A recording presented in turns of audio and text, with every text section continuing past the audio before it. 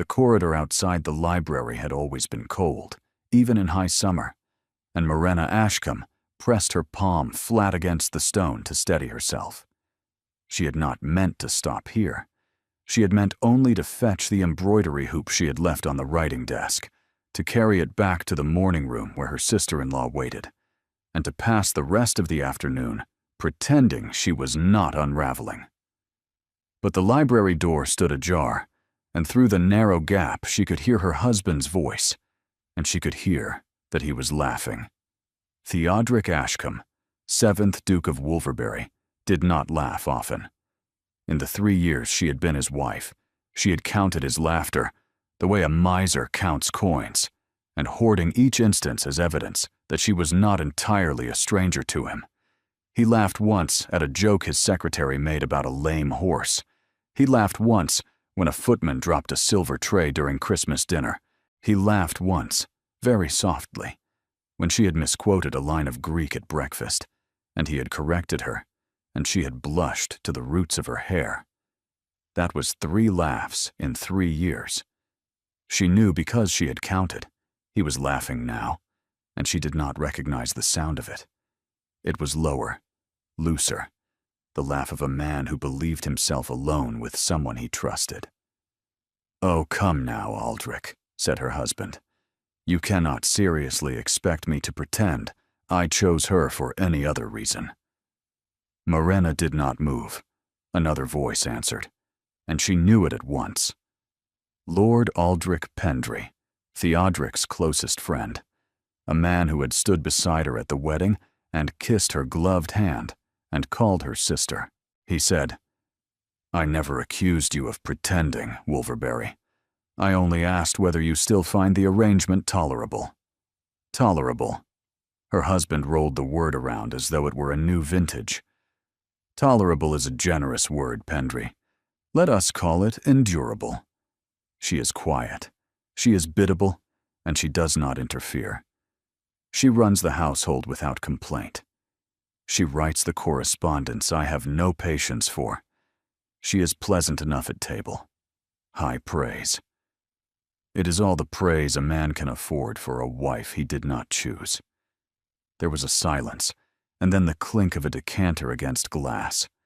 Morena felt the particular coldness of the corridor moving up through the thin soles of her slippers and into her ankles and knees. She thought, "Move. You must move. If you stand here any longer, you will hear something you cannot unhear." She did not move. "And yet," said Aldrich Pendry, "no son." "No son," her husband agreed. "Not yet." 3 years. 3 years, yes, I am aware. The estate passes to your cousin Rawnsley if you die without an heir. You cannot have forgotten that. I forget nothing about Rawnsley. Rawnsley is the reason I agreed to the match. My father left me a dukedom and a cousin who would bankrupt it within a season. Morena Ashcombe is my insurance against that.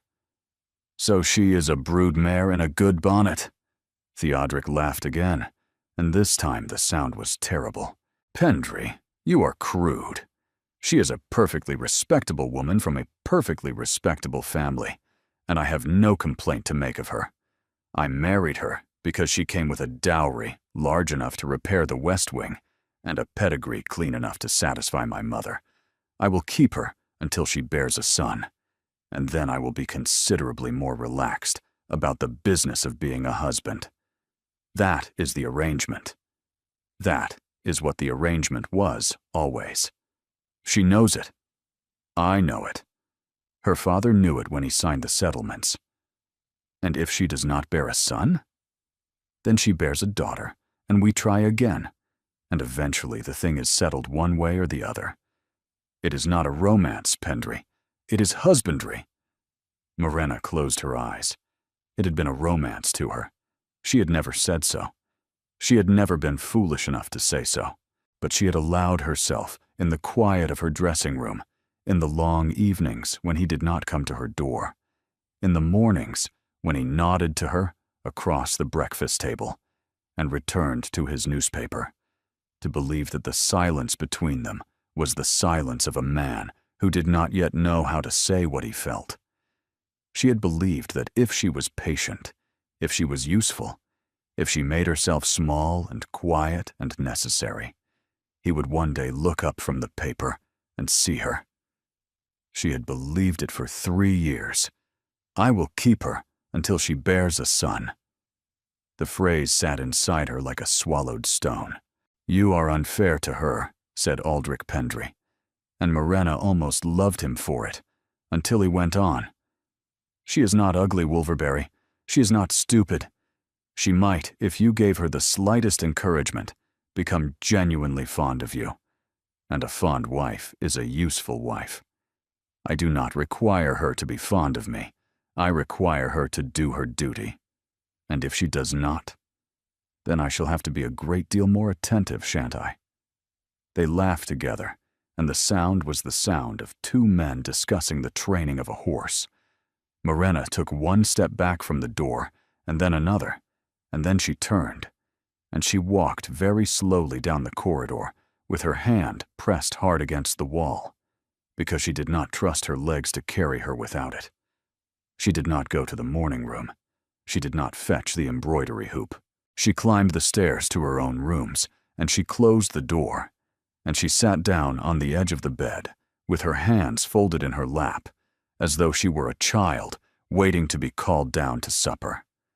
Her eyes were dry, and her face was very still. And what she felt, underneath the stone in her chest, wasn't grief.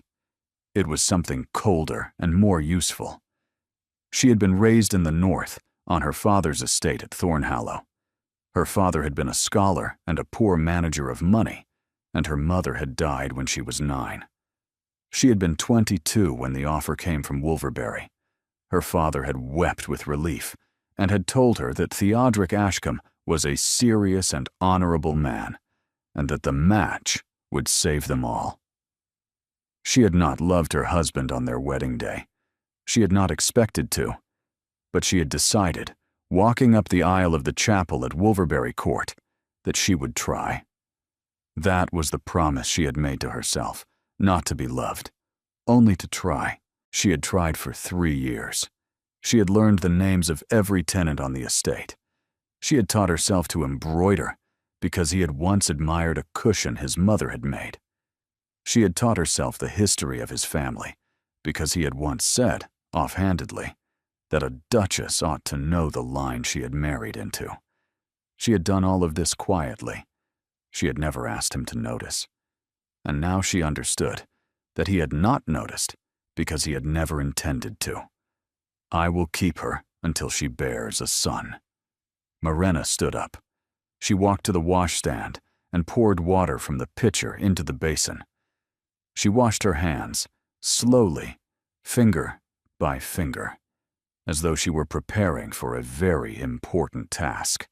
She looked at her own face in the small oval mirror above the washstand, and she saw a young woman of 25, pale and brown-haired and unremarkable, with gray eyes that her father had once called kind. She studied the face in the mirror, and she thought, very clearly and very calmly, "You have been a fool." The face in the mirror did not disagree. She pinned a loose curl back into place. She smoothed the front of her gown. She turned from the mirror, and she walked to her writing desk, and she sat down, and she picked up her pen, and she did not write anything for a long moment. Then she set the pen down. She did not know yet what she was going to do. She knew only that the woman who had walked up the corridor an hour ago was gone, and the woman who had walked back down was not going to bear anyone a son until she understood what she was going to do with the rest of her life.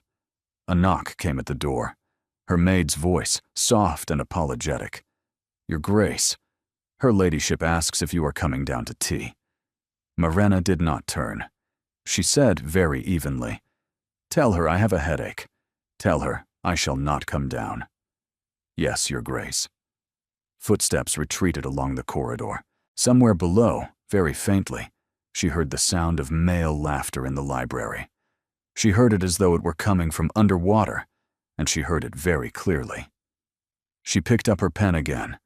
She still did not write. But she had begun to think. She did not come down to supper either. The maid came again at 7 to ask whether her Grace would like a tray, and Morena said yes. And when the tray arrived, she ate half a piece of bread and drank 2 cups of tea and left the rest. She sat by the window with the curtains drawn back and watched the long summer twilight settle across the park, the slow fade from gold to rose to lavender, to the particular gray-blue that always made her think of her mother's best silk. She did not think about her husband. That was the first discipline she set for herself.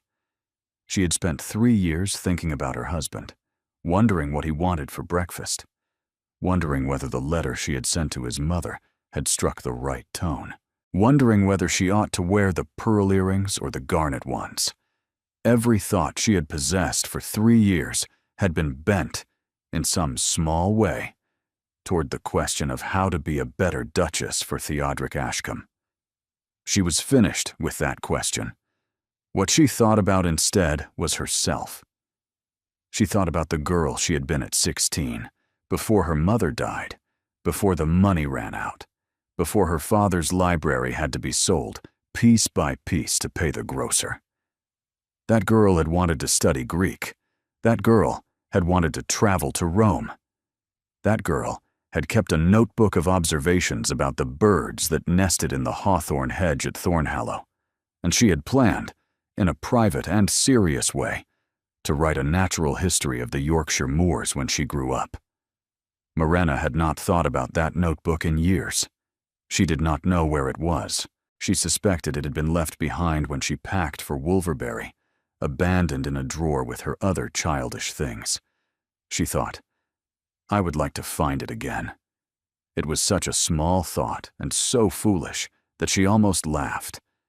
But she did not laugh, because she was afraid that if she began to laugh, she would not stop, and she did not want the maid to hear. The clock in the corridor struck 10.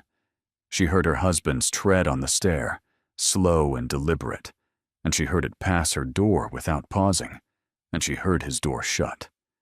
He had not come to her door in 11 nights. She had been counting that, too.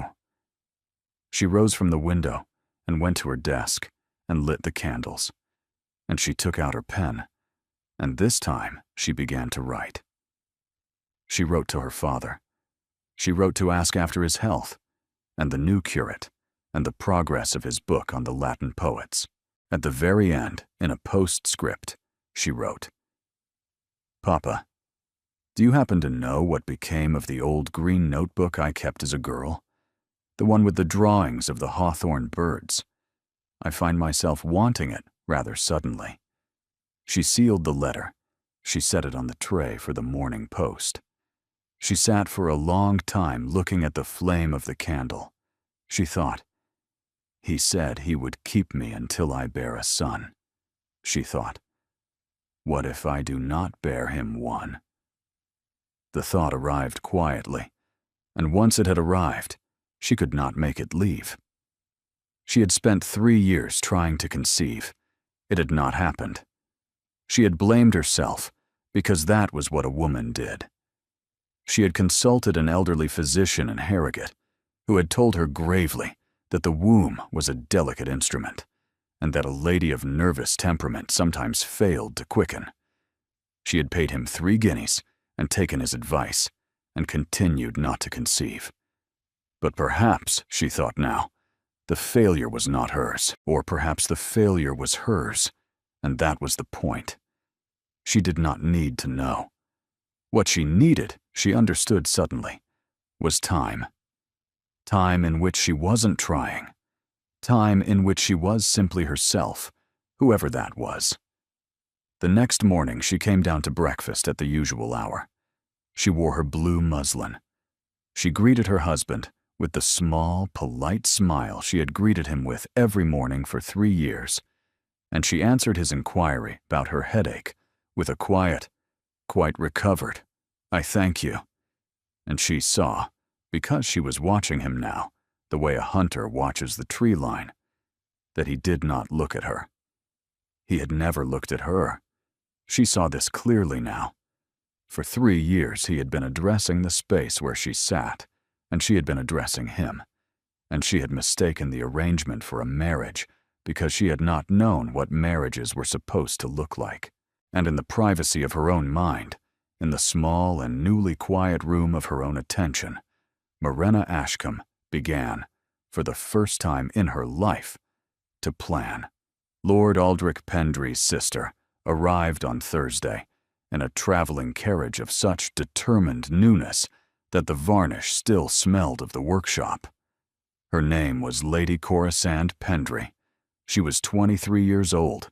She had been the toast of 2 London seasons, and she crossed the threshold of Wolverbury Court as though she had been born there and were returning after a regrettable absence. Morena met her in the hall. She wore her second-best day dress, the pale gray with the dove-colored ribbon, because she had decided that morning that she would begin, in very small ways, to dress for herself rather than for her husband's approval. The gray was not a color Theodoric liked. He had said so once in passing, and she had put it away.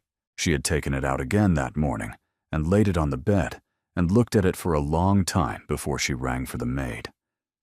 "Duchess," said Lady Corisande, dropping the smallest permissible curtsy, "how charming to meet you at last. Aldrich speaks of you so often I feel I know you already." "You are very welcome," said Morena. "Such a pretty hall, and so many portraits. I counted 14 dukes on the staircase alone." "7 dukes," said Morena gently. "The others are younger sons." Lady Corisande laughed, a light, practiced sound, and Morena understood at once that the laugh had been rehearsed in front of a mirror. She understood it because she had rehearsed laughs in front of a mirror herself in her first weeks at Wolverbury, trying to find a laugh that would not embarrass her husband. "How clever of you to know them all apart. Is His Grace at home?" "In the library, I believe. Shall I send word?" "Oh, don't disturb him on my account. I shall see him at dinner. Aldrich told me you preferred the country. I think that shows great wisdom in a young wife." The young slid in very neatly, like a knife between 2 ribs. Morena smiled as though she had not felt it. "Supper is at 7. If there is anything you require, please send for me and not for the housekeeper." "How kind. Aldrich did tell me you were kind." She swept up the staircase in a cloud of traveling dust and French perfume, and Morena stood in the hall watching her go, and she thought, with a clarity that surprised her, he means to marry her. Not now. In 2 years. In 3. When I have failed him thoroughly enough. It was not a jealous thought. Morena was interested to find that she wasn't jealous. She was, perhaps, a naturalist observing a new species. She had watched the hawthorn birds at Thornhallow when she was a girl, and she had learned that if one sat very still and did not interpret what one saw, one could learn the habits of a creature in a single afternoon. She applied the same discipline now. She watched Lady Corisande ascend the staircase, and she did not interpret. She only noticed. She noticed that Lady Corisande had glanced once, very quickly, at the portrait of the 7th Duke on the first landing. Theodoric's portrait. She had glanced at it, and she had looked away, and she had not looked at any of the other portraits on the stair. Morena turned and walked slowly toward the morning room. Her husband found her there an hour later.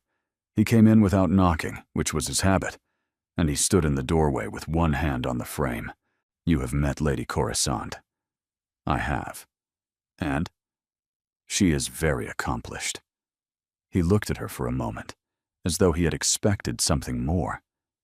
"Yes. Aldrich is fond of her. I hope you will make her comfortable here." "I always try to make our guests comfortable, Theodoric." "Yes, well, I shall see you at supper." He left. Morena stayed where she was. Her hands were very steady in her lap. On the small table beside her sat the sewing basket she had been using for the past 3 years, and in the basket was the cushion cover she had been embroidering for her husband's birthday. which was in September. She had chosen the design herself, a wreath of bay leaves and small ducal strawberries, and she had been working on it in stolen quarter hours for 6 months. She picked up the cushion cover. She looked at it for a long moment. Then she folded it carefully and put it back in the basket, and she closed the lid, and she did not pick it up again. She rang for the maid. "Janet," she said when the girl appeared, "I should like to have tea in the small parlor this afternoon, and I should like you to find me a book. Anything from the library. Something I have not read before. And Janet, if His Grace asks where I am, tell him I am reading." The maid hesitated. In 3 years, Morena had never sent such a message. In 3 years, she had always been available, always where she had said she would be, always within reach. "Yes, Your Grace," Janet said, and curtsied, and went. Morena sat alone in the morning room with the closed sewing basket beside her, and she looked out of the window at the long green sweep of her husband's park, and she thought, with no particular pleasure and no particular grief, "It has begun." She did not yet know what it was.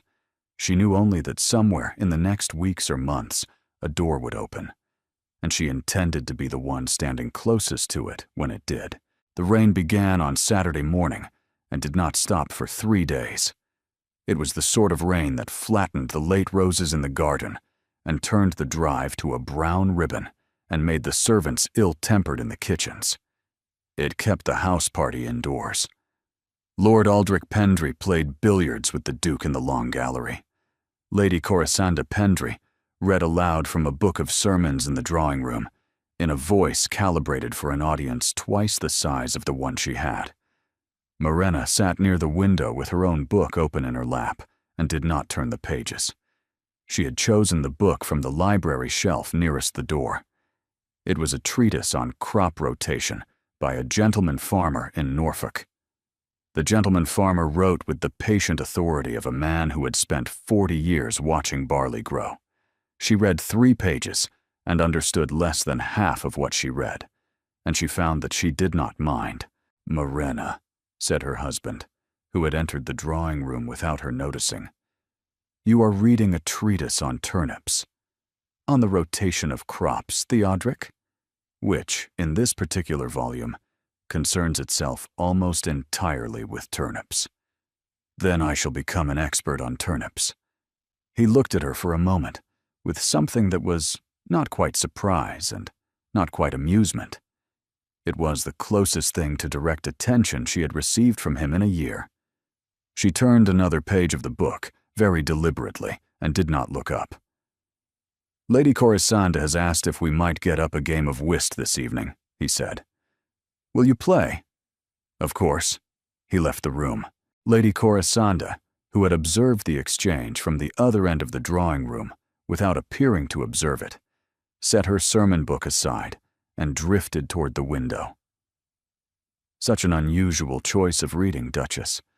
I confess I could not have managed it. Do tell me, how did His Grace choose you?"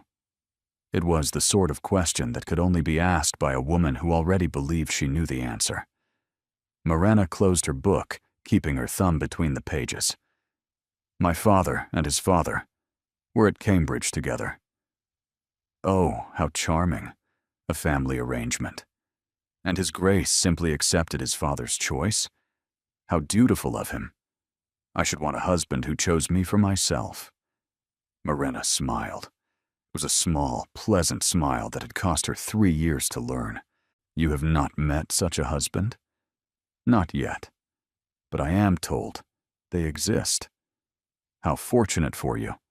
I hope you find one." Lady Corisande's smile faltered by perhaps a degree and recovered. "You are teasing me, Duchess." "I would not dream of teasing a guest. Do you play whist well?"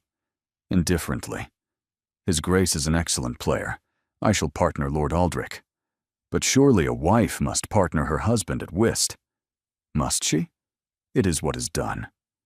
"Then let us do something else," said Morena, and opened her book again. Lady Corisande sat for a moment longer, And then she rose, and she drifted toward the fireplace, and she began to study the Chinese vases on the mantel with the attention of a woman who is already deciding which of them she will move when the house is hers. Morena watched her from behind the treatise on turnips. She thought, "He does not know. He does not know that his friend has brought his own replacement into the house and seated her at the breakfast table. Or he does know, and he approves." The second thought was worse than the first, and she set it down carefully. She had taken to keeping a small ledger in her writing desk, a plain folio bound in brown paper, in which she recorded each night 3 observations from the day. The observations were to be factual. They were not to contain feelings. That night, she wrote in the ledger, "Lady Corisande looked at the Chinese vases as though measuring them. The Duke noticed that I was reading. He has not previously noticed. Aldrich Pendry has not spoken directly to me in 4 days." She set the pen down and blew on the ink and closed the ledger. At supper that evening, Aldrich Pendry told a story about a horse he had bought at Tattersall's, and Theodoric laughed once, very briefly. Morena noticed that her husband's laugh was different when he was trying to please a guest than when he was genuinely amused. She noticed it now, as one notices a crack in a wall one has passed every day for years. After supper they played whist. Morena partnered Lord Aldrich Pendry. She played coolly and competently, as her father had taught her, and she won 3 rubbers in succession. Lady Corisande, who had declared herself an indifferent player, revealed herself across the course of the evening to be rather better than indifferent.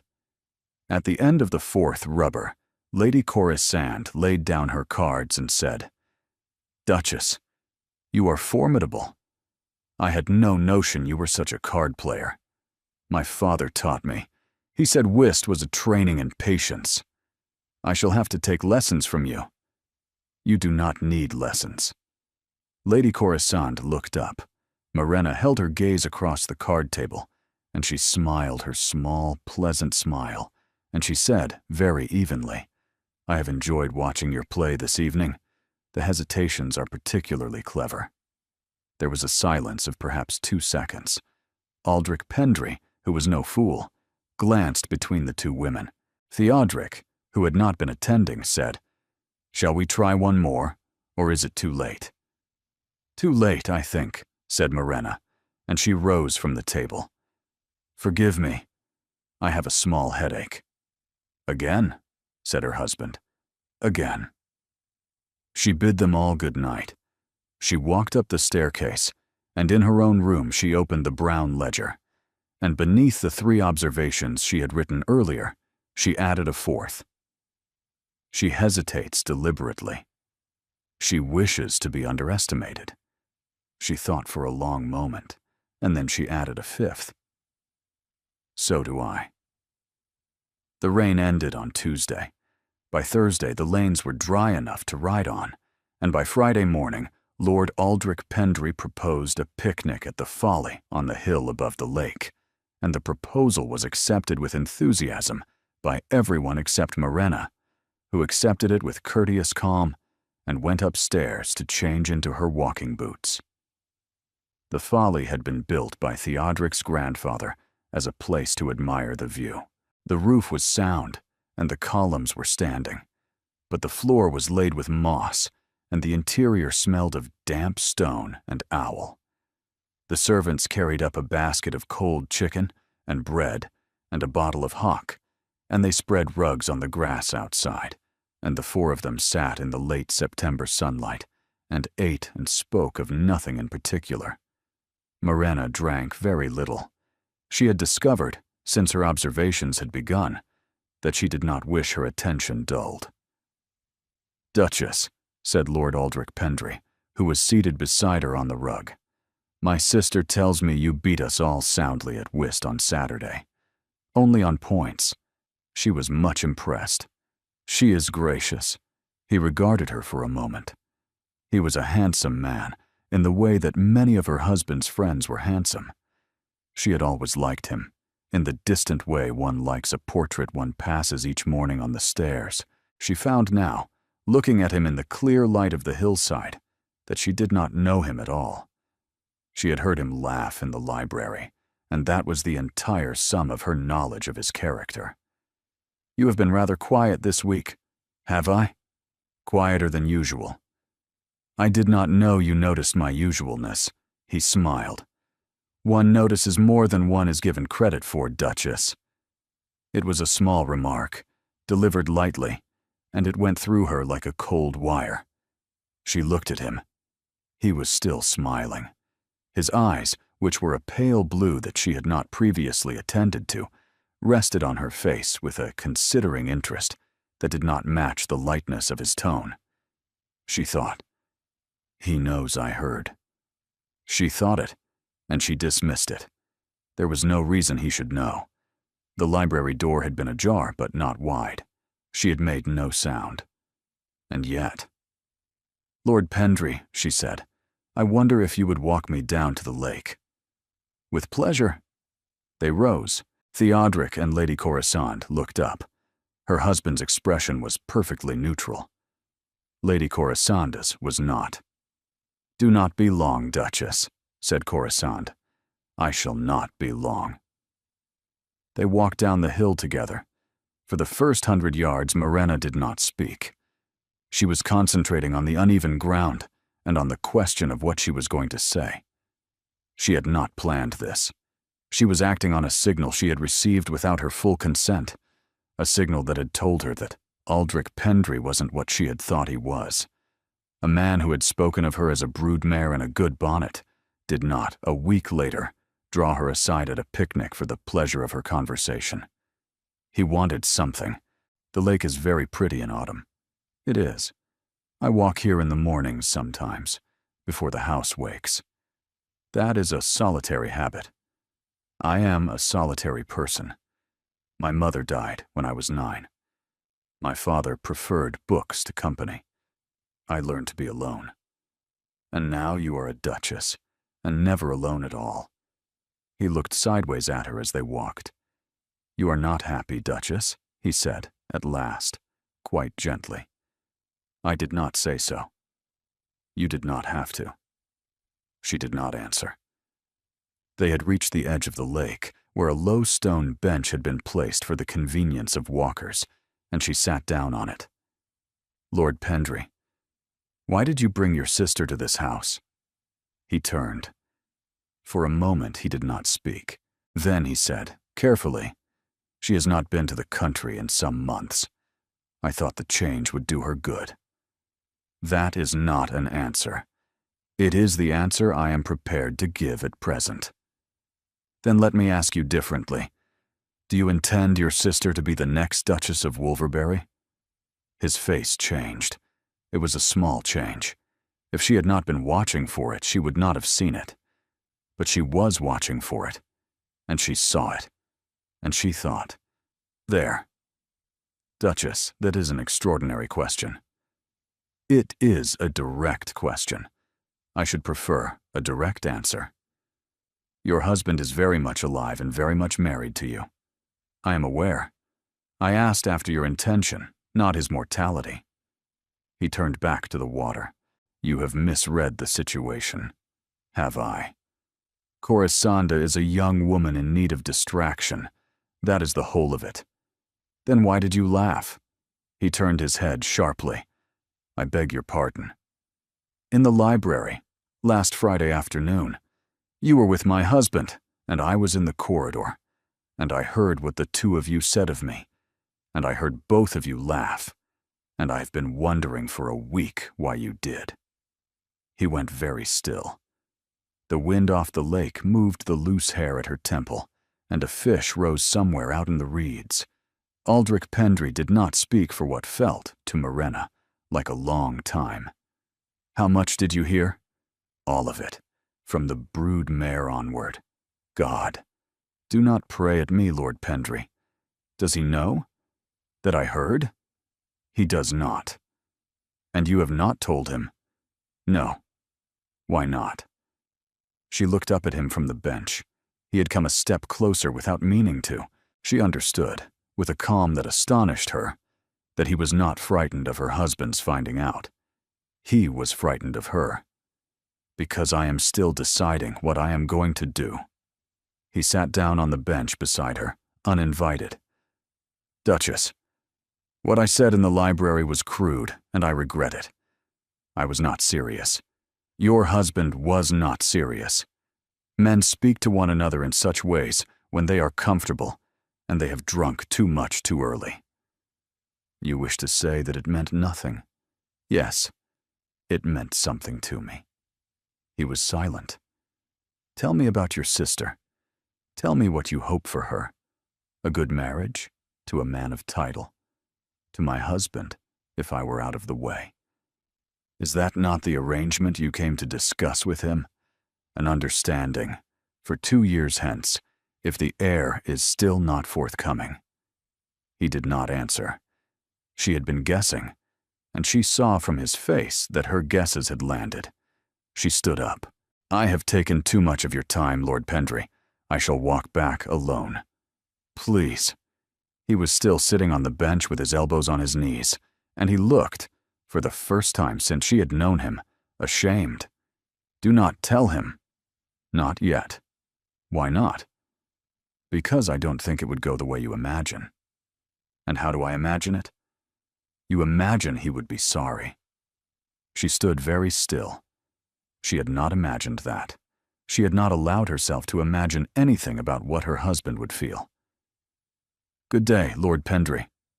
She walked back up the hill alone. Halfway up, she met her husband coming down to find her, and he said, You were a long time. And she said, The path was steeper than I remembered. And he did not look at her with any particular attention as they climbed back to the folly together, and the sun was beginning to set over the lake, and Morena Ashcombe thought, He is frightened of me. That is the first piece of ground I have ever stood on in this house. She did not sleep that night. She lay in the great curtained bed, listening to the old timbers of the house settle around her, and she turned the afternoon over in her mind. You imagine he would be sorry. She had not expected the sentence. The clock in the corridor struck 2. She rose, put on her wrapper, lit a fresh candle from the stub of the old, and crossed the room to her writing desk. What she wrote, after a long while, was a single sentence on a loose sheet of paper. What if he would be sorry? She looked at it. She did not like it. She held it in the flame of the candle until it caught, and she dropped the burning scrap into the empty grate, and she watched it blacken and curl and fall to ash. Then she went back to bed. She did not fall asleep until the gray light had begun to lift behind the curtains, and she was woken an hour later by a hammering on her door. Your Grace. His Grace sends to say the carriage has returned. What carriage? The Pendry carriage. Lord Pendry has gone. Before breakfast. He took his sister with him. To London, Your Grace. Lord Pendry left his compliments and his regrets, and his sister was weeping in the hall. Morena sat up. She dressed without ringing for Janet to help her, because her hands were unsteady, and she did not wish the girl to see them. She went down the stairs in her second-best day dress, with her hair only half pinned, and she found her husband in the breakfast room, alone, reading a letter. He looked up when she came in. He looked at her with an attention so entirely new that she did not at first recognize it as his. It was a narrow, steady, careful look, and it traveled across her face as though he were reading her. Morena.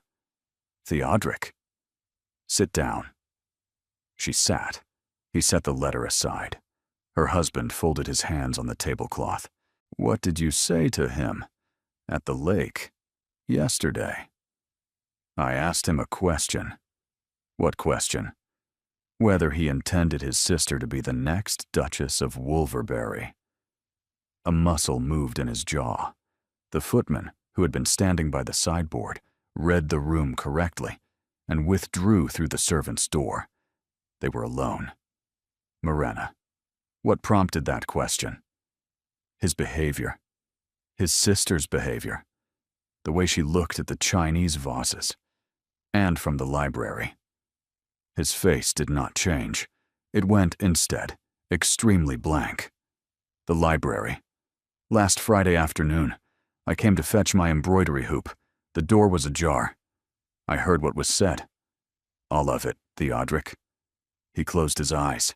He sat for a long time with his eyes closed and his hands folded on the cloth, and Morena watched him. And she noticed that his hands were not entirely steady either. And she noticed that this was the first time in 3 years she had seen her husband's hands shake. When he opened his eyes, he did not look at her. I see. Do you? I said things I should not have said, to a man I should not have said them to, about a woman who did not deserve them. I did not know you had heard. I am sorry, Morena. Are you? Yes. She studied him. He was a serious man and a private man, and she had never heard him apologize for anything in 3 years of marriage. He had apologized now, flatly and without decoration. She understood that the apology was real. She also understood that an apology was not what she had come downstairs to receive. An apology closed a door. She was not finished opening the door. Theodric. Why did Aldrich leave? He picked up the letter. He held it out to her. She took it. She read it. Wolverberry. I have discharged my errand here as far as I am able, and I find I am not suited to continue it. My sister and I will remove to London within the hour.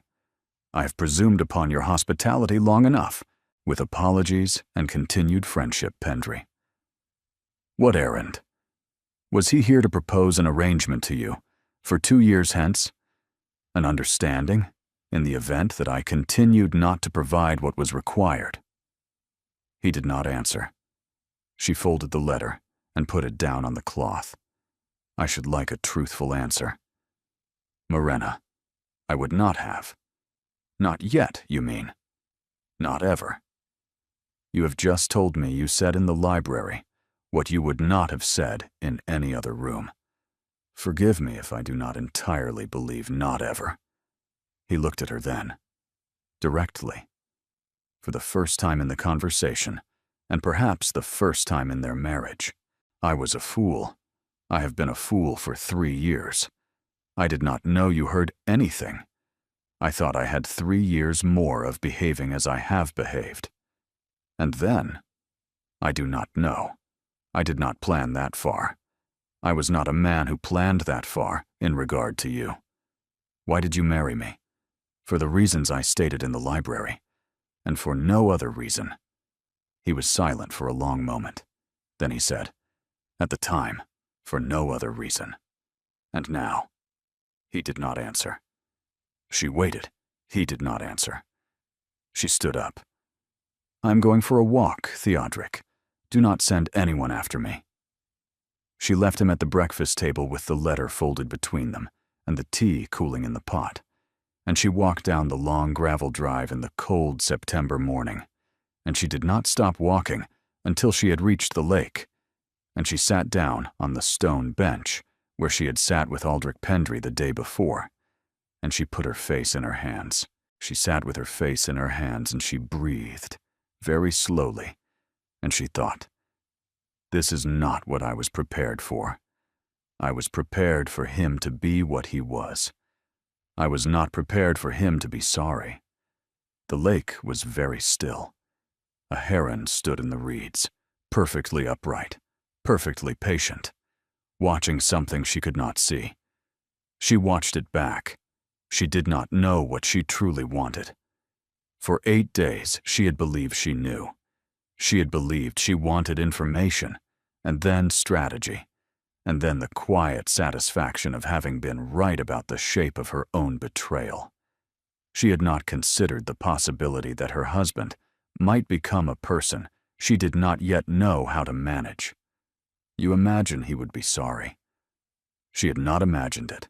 She had not dared. She sat on the bench for a long time. She did not yet know what she was going to do, but she understood. with the same cold, useful clarity that had arrived in her on the afternoon in the corridor, that the shape of the problem had changed. It had been a question, until this morning, of what she would do with a husband who did not love her. It was now a question of what she would do with a husband who might impossibly, inconveniently, and too late, be on the point of beginning to. She did not return to the house until mid-morning. When she came up the drive, she saw her husband standing at the window of the library, watching her. He did not move when he saw her looking back. She went inside. She went up the staircase, and she did not meet him that day. She sent word that she would take her meals in her rooms, and he sent word that he would respect her wish. And between noon and evening, 3 small notes were brought up by Janet. The first said only, "I am here when you wish to speak." The second said, "I have written to Pendry. The matter he came to discuss is closed." The third said, "There was never an arrangement. There was only a conversation. I did not know at the time that the distinction would matter. I know it now." She kept the third note. She burned the other 2. She spent the afternoon at her writing desk. She drew on a blank page the outline of a heron standing in reeds. The heron was not a good heron. She looked at it for a long time anyway. Toward evening, Janet came in with a tray and a letter. The letter was not in her husband's hand. It was in a small, sloped, feminine script that she did not recognize. The seal was Pendry. She waited until Janet had left. Then she opened it. "Duchess, you will not expect to hear from me. I did not expect to write. I am writing because my brother is unhappy in a way he will not speak of, and because I have been turning over the events at Wolverberry Court, and I find I have misjudged almost everything I found there, including you. I came to your house intending to make myself agreeable to your husband. I do not think there is much use in my pretending otherwise now. My brother had given me to understand that the Duke of Wolverberry was an unhappy husband, that the Duchess was a quiet disappointment, and that the connection was of a sort which might, in the fullness of time, come to wish itself differently constituted. I understood, without the words being used, that I was being considered for a position that had not yet become vacant. I will tell you what I didn't know. I did not know that your husband would look at you, after you left the Folly on Friday, with the face of a man who has just realized he has lost something. He did not know he was looking, which is why I am able to tell you about it. I have 3 older brothers, and I have learned to read a man's face from across a room. He looked at you as though he were watching you walk away for the last time. Aldrich saw it too. I think it is why Aldrich left. I am going to be very plain. I do not believe he meant what he said in the library, in the way he said it. I believe he meant the words, and was pleased with himself for the cleverness of them. And I believe he has not been in any room since Friday in which he has been pleased with himself for anything. I thought you should know. I am not your friend. I am not anyone's friend in this matter. I am only a woman who has observed something, and who has decided that you ought to have the observation. I am returning to London. I shall not come to Wolverberry again. Corisande Pendry. Morena read the letter twice. She folded it. She sat for a long time with her hand flat on it. She rose. She went to the bell. She pulled it once. When Janet appeared, she said, "Tell His Grace that if he wishes to speak with me, I shall be in the small drawing-room after supper. And Janet, I shall dress tonight. The green silk and the pearls." Janet curtsied and went. Morena stood for a moment at the window. Somewhere on the London road, at this hour, a traveling carriage was carrying Lady Corisande Pendry back to a life in which the Duchess of Wolverberry was a stranger she had met once and corrected herself about.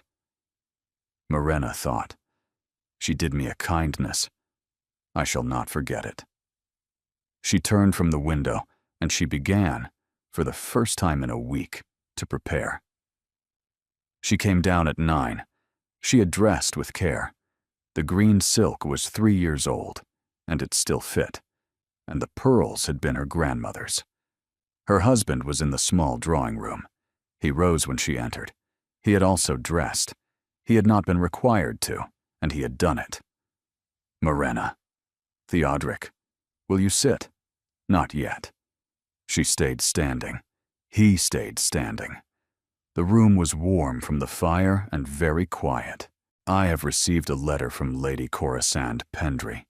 She wrote to tell me that she had misjudged the situation here. She wrote to tell me, as plainly as she could, that she was going back to London and would not return. May I ask what she said? You may not. He nodded once. He accepted it. Theodric, I am going to ask you 3 questions. I should like you to answer them honestly, because I shall know if you do not. Ask. Did you know, when Pendry came to stay, that he was bringing his sister with the hope that you would consider her in my place? I knew he had hopes. I did not know he had plans. Did you encourage the hope? I did not discourage it. That is the most honest answer I have. I did speak to him more than once of the failure of the succession and of my concern about my cousin Rawnsley. I did laugh at jokes I should not have laughed at. I encouraged it, Morena, by not refusing it. That is the truth. And my 3rd question. If I had borne you a son 3 years ago, would we be standing in this room having this conversation? He did not answer at once. He walked slowly to the fire, and he stood with his back to her, with one hand resting on the mantel. No, he said eventually. We would not. Thank you. He turned. His face was hard in a way she had never seen. It was not hard with anger. It was hard with something she did not yet have a word for. Morena, may I ask you something now? What do you want? She had expected the question. I want a year, she said. He looked at her. A year. A year in which I am not required to provide an heir. A year in which you will not come to my room. A year in which we live in this house as 2 people who are learning one another from the beginning. A year in which I am permitted to read what I wish to read and walk where I wish to walk. At the end of it, if I wish to leave this marriage, I shall leave it. If I wish to remain, I shall remain, and we shall speak again about what remaining is to mean. He was silent for a long moment. A year. Yes. And my cousin. And the succession. You are asking me to set all of that aside for a year? Yes. Why? Because I was brought into this house as an instrument, Theodric, and an instrument is not what I am going to be for the rest of my life. If at the end of the year I decide to give you what you married me for, I shall give it freely, and not because it was a condition of my being kept. If at the end of the year I decide to give you nothing, I shall give you nothing, and I shall leave this house, and you may marry Lady Corisande or some other young woman with a clean pedigree, and I wish you well of it. He stared at her. Morena, those are my terms. Morena, you are my wife. I am aware. I cannot simply. You can. You can agree or you can refuse. If you refuse, I shall leave tomorrow for my father's house at Thornhallow. You will lose nothing but the appearance of a wife. You have had little more than that from me as it is. His hand on the mantel had gone white at the knuckles. And if I agree, then we begin tomorrow. Separate rooms, separate hours, courteous in company, honest in private. You will, for 1 year, regard me as a person to whom you happen to be married, and we shall discover whether there is anything between those 2 descriptions that we wish to keep. He did not answer. The clock on the mantel struck the half-hour. I need, he said at last, to sit down. Sit. He sat. He put his elbows on his knees. He pressed his palms together. I was raised by a father who spoke to my mother once a day at dinner. I was raised to believe that a marriage was a contract, kept in good faith by two parties who did not trouble one another unduly. I married you because my father died and left me a house I could not afford and a cousin I could not stomach. And your father's name was clean and your dowry was large. I did not look at you, Morena. I did not look at you at the altar. I did not look at you at the breakfast table. I knew that you were running my house, and I took it as my due. Then Pendry began to hint this spring that the succession was in question, and I didn't stop it, because it was easier not to stop it. And the library. I was drunk, and I was vain, and I wished to appear to Pendry as a man who had made his peace with his circumstances. I said what I said because it was the kind of thing men say when they wish to sound worldly. I would like to tell you that I did not mean it. I cannot. I meant it at the moment I said it, and by the following morning I had almost forgotten saying it, which is worse. Yes. Then you went quiet. You stopped embroidering in the evenings. You read a treatise on turnips. You played whist like a card sharp, and I found that I was watching you for the first time because I did not know where you had gone. At the Folly, when you walked away with Pendry, I thought, he's going to tell her. I stood on the hill and watched the two of you walk down to the lake, and I thought, when she knows, I am going to lose her. And I did not know, Morena, until that moment, that there was anything of you that I could lose. She could not speak. I did not know it was possible to have been married to a woman for 3 years and to discover her in a single afternoon. You are asking me for a year.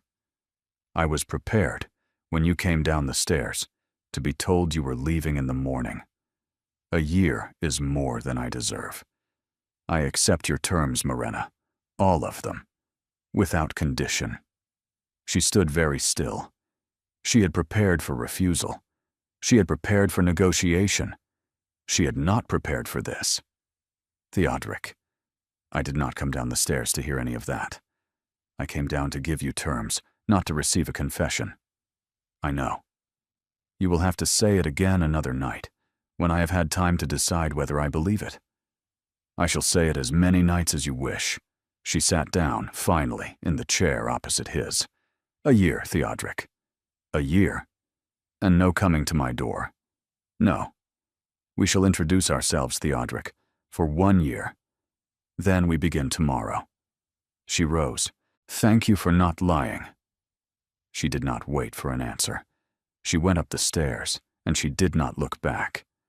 She lay in the dark with her eyes open and her hands folded on the coverlet, and she thought, I have been given 1 year. I do not know what I am going to do with it, but I am going to find out. They began the year on a Monday. The house, which had been a stage on which Morena had performed the role of Duchess for 3 years, became over the following weeks a house she was gradually learning to inhabit.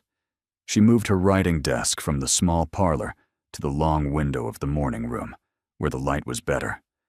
She had her old governess's cabinet brought down from the attic, and had its drawers cleaned and lined with fresh paper, and into the drawers she placed the small private collection of objects she had not unpacked when she came as a bride. A pressed fern from her mother's herbarium, a packet of her father's letters tied in faded blue ribbon. The green notebook had not been sent. Her father had written that he could not find it, but that he had set the groom to search the attics. She told herself she did not need the notebook. She began, in any case, a new one. The year settled into a shape. They breakfasted together. They no longer sat in silence. He asked her, one morning in early October, what she was reading, and she told him, and he listened, and he asked 2 questions that were not unintelligent, and when he rose from the table he said, I shall think about the turnips, with no visible irony. And she laughed, once, a real laugh. and he turned at the door and looked at her as though he had been given a gift. They did not dine together in the evenings for the first month. At the beginning of November, on a Tuesday, he sent her a small note at 5 o'clock. "If you would care to dine this evening, I shall be in the dining room at 7. If not, not." No answer required. She sent no answer. She went down at 7. He rose when she came in. He only drew out her chair for her, as he had not drawn out her chair in 3 years, and they spoke of the tenant's harvest and the state of the West Road. And she went up to bed at 9, and she slept that night for the first time in many weeks. He did not come to her door. In December, his mother wrote from Bath, asking whether there was any news. He wrote back that there was not. He showed Morena the letter he had sent before he sealed it. It was courteous and brief, and it offered his mother no ground. In January, his cousin Rawnsley came to stay for a week.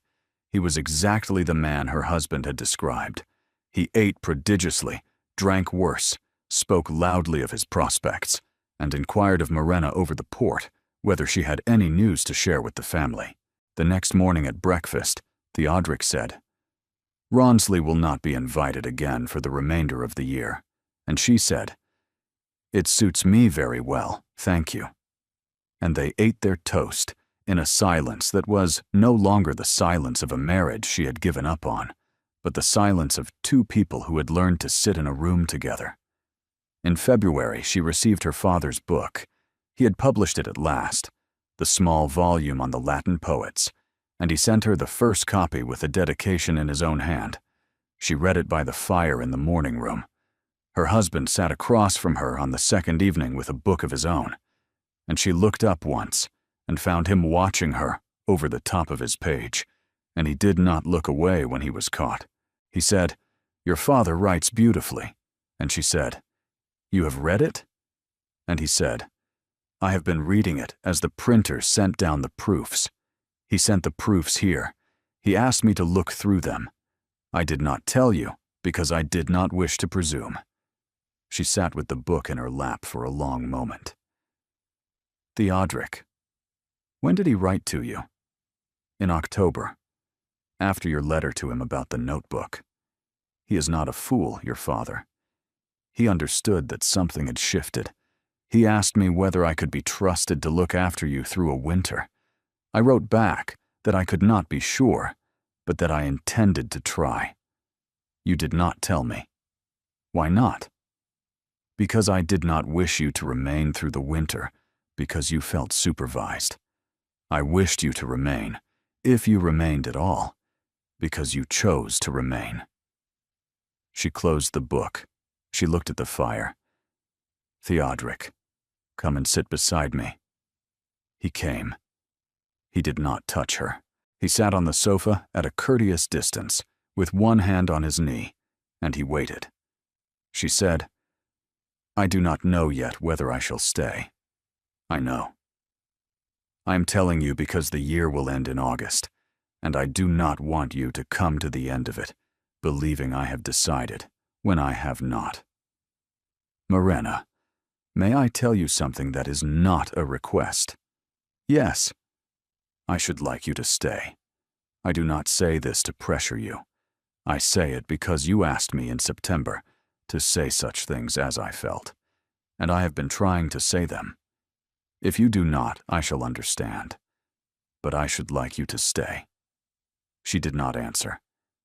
She sat with the book in her lap and his hand, not quite touching hers, very still on his knee beside her, and she looked at the fire for a long time, and she did not give him an answer, and he did not ask her for one. In March, the green notebook arrived from Thornhallow. Her father had found it, at last, in a trunk in the attic, and he sent it by the post with a note that said only, "Yours, dear one." As ever. She opened it in her morning room with the door shut, and she turned the pages slowly. Her own child's handwriting looked up at her, the hawthorn birds she had drawn at 12. Then she went to find her husband. He was in the library. The door was open this time. She stood on the threshold for a moment, because she had not crossed that threshold since the September afternoon, and he looked up from his desk and saw her there, and he understood what it had cost her to come to the door, and he did not make her ask. "Come in, Morena." She came in. She sat down in the chair opposite his desk, and she put the green notebook in front of him. "This is what I was when I was 12. He opened it. He turned the pages with great care. He looked at the drawings and the notes and the pressed feather that had been tucked between 2 pages for 13 years. When he had read to the end, he closed the notebook, and he set his hand flat on its cover. "Would you like to make a new one? This year, of the birds here. The park at Wolverberry has better hawthorn than Thornhallow. I have always thought so. I should not interfere. I should not even ask to see it unless you offered. Theodric, I am going to stay." He did not move. He did not move for what felt, to her, like a very long time. Then he said, in a voice that was not quite steady, "I shall tell the groom to have a path cleared to the hawthorn hedge in the morning. Thank you. You need not thank me. I shall thank you when I wish to thank you, Theodric." "Yes." She took the notebook. She stood up. At the door she turned. "There are still 5 months of the year left. I am not ending the year early. I am only telling you what I know at the end of March. I understand." She left the library. She went up to her own rooms, and she sat at her writing desk, and she opened the green notebook to the first blank page, and she took up her pen, and at the top of the page, in her adult hand, she wrote the date. And then she wrote, "A heron in the reeds, at the east end of the lake. Motionless for above 20 minutes. Silver gray, yellow eye. Observing a fish I could not see. It did not mind that I sat on the bench and watched it.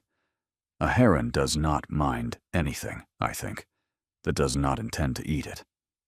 She smiled at the sentence. She had not written a sentence of her own, in her own hand, for herself, in 3 years. She turned the page. The scandal came in April. It came by way of a newspaper, as such things often do, and it came from London. On the 14th of April, a paragraph appeared in one of the middle-grade papers, under the heading, "Society Notes." It did not name anyone outright. It referred to a certain Duke of W. and his friend Lord P., and a remarkable conversation said to have taken place in the library of a great northern house. The paragraph was short. It was also unmistakable to anyone who had been in town the previous summer. It said, in substance, that the Duke of Wolverberry had been overheard speaking of his wife as a broodmare, that Lord Pendry had introduced his sister into the house with a view to an eventual replacement, and that the Duchess had discovered the conspiracy and was now living separately from her husband in the north. The paragraph closed with the observation that the Duke's cousin is said to be in cheerful spirits. Morena read it at breakfast. Theodric had read it before her. She could see that he had read it, because the paper was folded beside his plate in a way he never folded a paper. He rose when she sat down. "There is something in the paper this morning you should see." "I have seen it. Janet told me. The servants have been reading it since dawn." "Of course." "Sit down, Theodric." He sat down. "Who wrote it?" he said. "I do not know." "Pendry?" "No, Pendry would not." "His sister, then?" "No. She wrote to me in September. She is not the one." "Then who?" "I should say Rawnsley. He was here in January. He heard enough. He guessed the rest." "Rawnsley. It does not matter, Theodric. It is in the paper. By the end of this week it will be in every paper. The question is not who wrote it.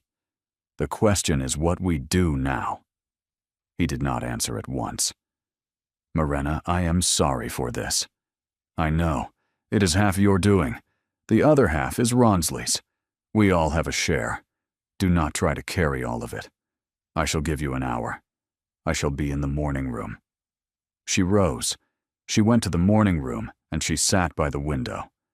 She did not read. She looked out at the long green park in the April light.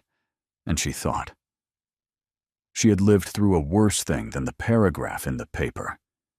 She had lived through the library door. The paragraph was only the library door repeated in public. After an hour, he came to the morning room. He did not sit. He stood near the door with his hands behind his back. I have considered. I should like to take you to London. I should like to present you in London as my wife. I should like to attend 3 balls with you in 1 week.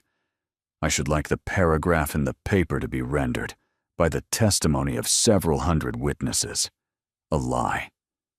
And I should like to do something else, which I have been wanting to do since October. What? I have written to my solicitor. I have asked him to draw up a document. The document alters the terms of the settlement under which we were married. The present terms provide that, should I die without a male heir, the estate passes to my cousin, Rawnsley. The new document provides that in such an event, Wolverbury Court and the greater portion of the income shall pass to you, outright and without entail, for your lifetime. Rawnsley shall inherit the title, which I cannot prevent, and a small sum, which will prevent him from starving. These shall be yours. She stared at him. Theodric. I have not signed it. I have not signed it because the decision of the year is yours, and I didn't wish to make a gesture that could be read as pressure. But the document is drawn. I am not asking you to go to London as the keeper of my name.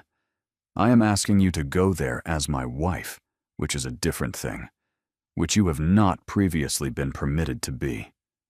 She could not for a moment speak. Say something, Morena.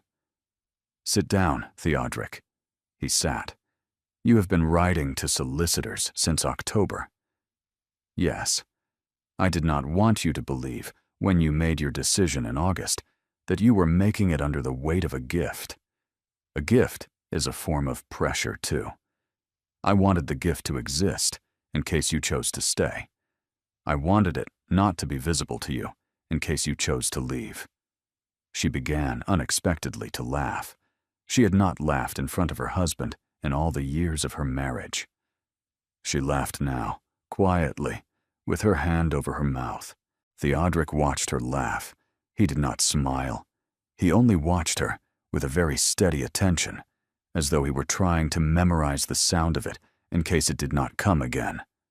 Theodric, we shall go to London, and you shall sign the document, and we shall send the entire deed, by quiet channels, to 3 people in London who are incapable of keeping a secret.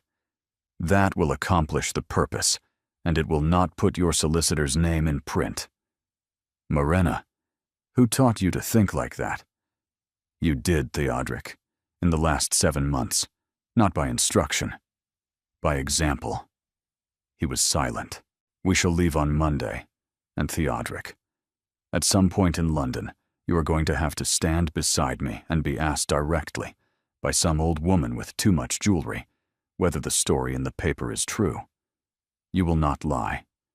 You will say, there was a conversation my wife overheard, which I regret more than anything I have said in my adult life, and she has forgiven me further than I deserve, and I should prefer to speak of something else. You have thought about this. I've had the time. I shall be upstairs. I have letters to write.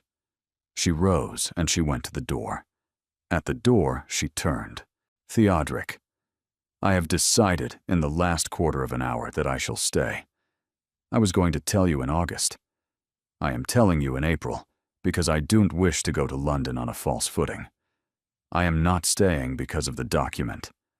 I am not staying because of the newspaper. I am staying because you wrote to solicitors in October without telling me, and because my father sent the proofs here, and you did not speak of it, and because you had a path cleared to the hawthorn hedge in a morning.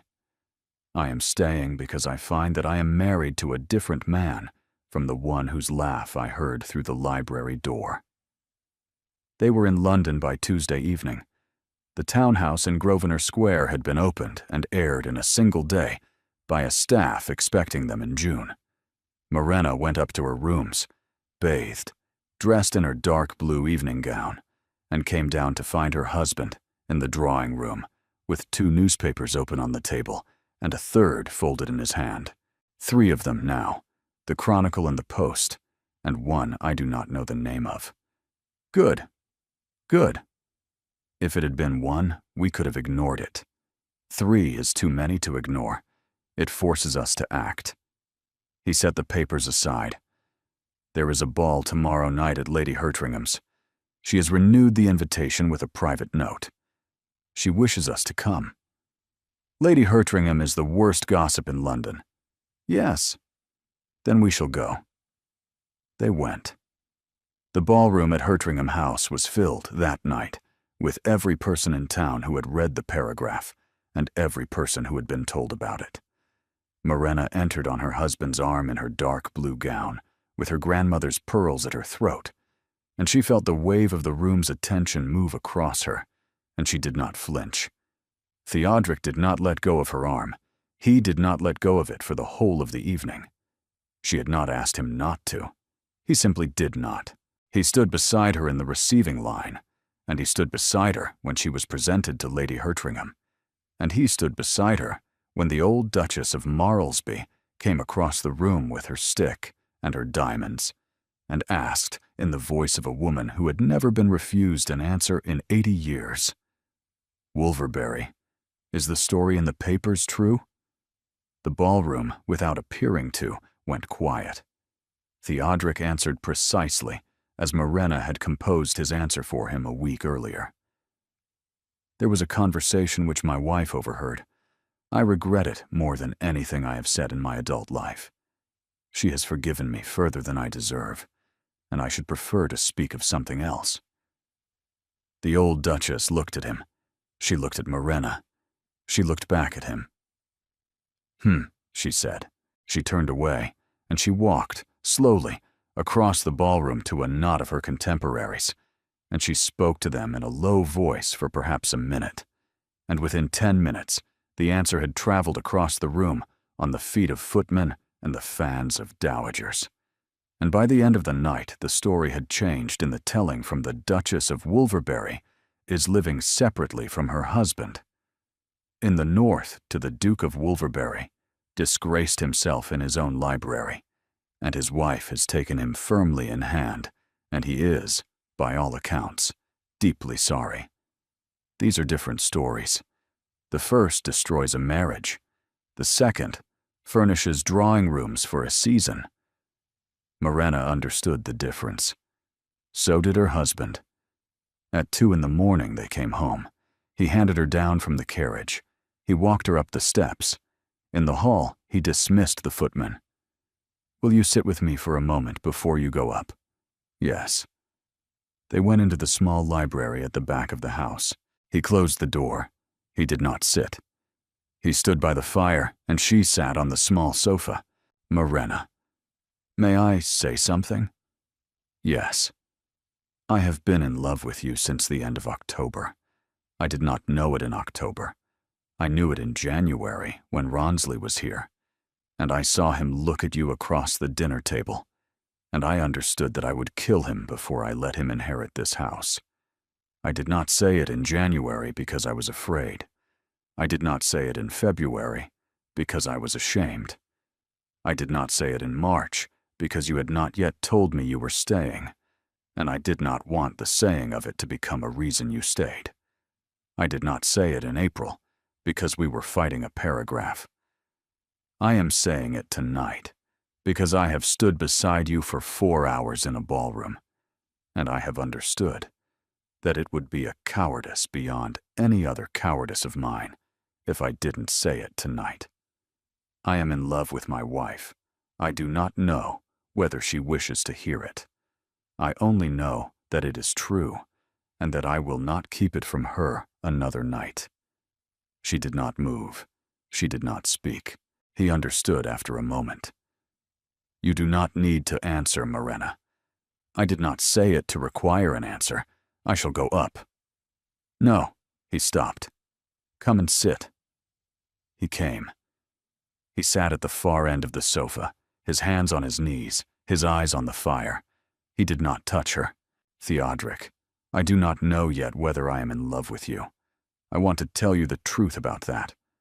I do not know. I have watched you for 7 months, and I have found a man I respect, and I have found a man I trust, and I have found a man I am beginning to find necessary, which is a separate thing from love, and may not become it. But I will tell you what I know. When you stood beside me in that ballroom tonight, and did not let go of my arm, I felt, for the first time in my life, that I was not alone in a room. I came home with you tonight, and I did not want to go up to my own rooms. I am sitting on this sofa, and you are sitting at the other end of it, and I do not want you to move any further away, and I also do not, yet, want you any nearer. We agreed in September that we would not lie to one another in this marriage, and I do not intend to break that agreement tonight on the matter that matters most. He did not speak. He did not move. Thank you for telling me, he said at last. Thank you for not asking me to say more than I know. I would not. I know. I am only noting it. Morena, shall I go up? She thought about it. Stay a little longer. Only sit. Do not come closer. Only sit. He sat. They did not speak for a long time. She put out her hand along the back of the sofa. She did not look at him. He put his hand out, very slowly, along the back of the sofa as well. Their fingers did not touch. They lay an inch apart on the dark silk of the cushion, and they stayed there, unmoving, until the fire had gone to embers. When she rose first. He rose with her. At the door of the library she turned. Theodric, in August, when the year ends, I shall come to your door. Not before. Do you understand? Yes. Good night. Good night, Morena. She went up.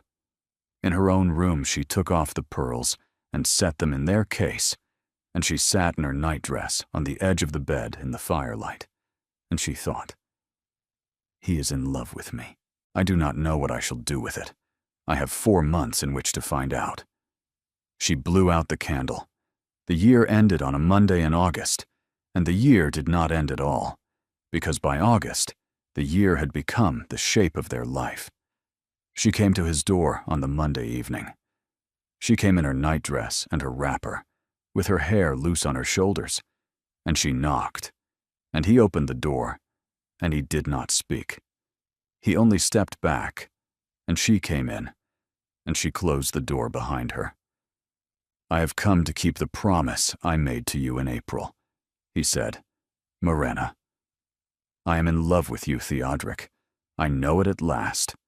I have known it since June, and I didn't tell you, because I wanted to be sure, and I have been sure for 2 months, and I wanted to come to you on the right night, and the right night was tonight. He put his hand out. She took it. He drew her to him, and he put his arms around her, and he held her for a long time without speaking, and she felt his face in her hair, and she felt, for the first time in her life, that she had come home to a house she had chosen. 2 years passed. They were not simple years. They were the years of a marriage being made, rather than a marriage being performed. They argued a few times about small things, and 1 or 2 large ones. They were reconciled each time by the habit, now deeply formed, of not lying to one another. She wrote in the green notebook and in 3 new ones a record of the birds in the park that would, many years later, be published in a small private edition. Their son was born in the 3rd spring. He was a quiet, solemn baby, with his father's gray eyes and his mother's considering mouth, and he was christened at Wolverbury in a small ceremony. His godmother was Lady Corisande Pendry, who had married, the year before, a widowed baronet in Herefordshire. He was called Ambrose, after Morena's mother's father. The cousin Rawnsley did not attend. He had, by this time, been so thoroughly ruined by his own reputation in London that he had removed to Dublin. On the evening of the christening, after the guests had gone and the baby was asleep in the nursery, Theodric found his wife in the morning room. She was sitting by the window with the green notebook open in her lap. She was only looking out at the long gold light of the August evening and at the hawthorn hedge beyond the lawn, where the year's fledglings were making their small, determined flights from branch to branch. He came and stood behind her chair and put his hands on her shoulders. She put her hand up over his. "Theodric, do you remember the afternoon I came into the library and put the green notebook on your desk? I remember every moment of it. You asked me whether I should like to make a new one, of the birds here. Yes. I have made 4. I know. I was thinking, just now, that on that afternoon I did not know I should stay. I had told you I should stay, an hour before, but I had not quite believed it of myself yet. I cannot remember now the moment I truly decided. I suspect there was no moment. I suspect I was deciding every day of that year and for some time afterward, and perhaps am deciding still. You are still deciding." She smiled at the window. "Every day, Theodric. Does that trouble you?" "No, it reassures me. A wife who has decided once and for all does not need to look at her husband again." She laughed softly. "There is something I have been meaning to ask you. Do you remember what you said to Aldrich Pendry in the library? The exact phrase." He was silent. "I do. Say it. I want to hear it said in this room. I want to hear it spoken by you. Here. Now. In the house our son was christened in this afternoon. I want it to be said, and finished, and put away."